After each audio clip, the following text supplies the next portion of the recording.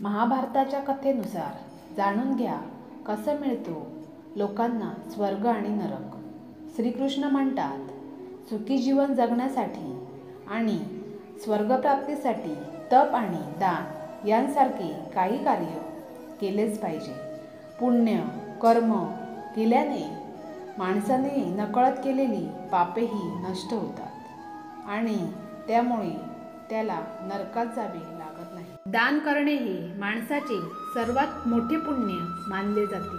श्रीमद भागवत गीतेमध्ये असेही सांगितले आहे की जो व्यक्ती नेहमी गरजूंना दान करतो आणि दानाची नोंद ठेवत नाही किंवा गुप्तदान करतो त्याला पुण्य प्राप्त होते। अशा व्यक्तींची सर्व पापकर्मेही नष्ट होतात आणि त्याला मरणोत्तर स्वर्ग प्राप्त होतो। श्रीकृष्ण युधिष्ठिराला सांगतात की माणसाचे मन चंचल आहे आणि ते इकडे तिकडे भटकते, पण अशी व्यक्ती ज्याचे मन ताब्यात राहत नाही आणि खूप महत्त्वाकांक्षी आहे, आपल्या इच्छा पूर्ण करण्यासाठी तो कोणतीही चुकीची गोष्ट करू शकतो। अशा व्यक्तींना त्यांच्या कृतीमुळे नरक भोगावा लागतो। ज्यांना मरणोत्तर स्वर्गप्राप्ती व्हावी अशी इच्छा आहे त्यासाठी त्यांचे मन आणि इच्छा नियंत्रणात ठेवावे। श्रीकृष्ण युधिष्ठिरला सांगतात की सत्य बोलणे हा देखील माणसाच्या विशेष गुणांपैकी एक आहे।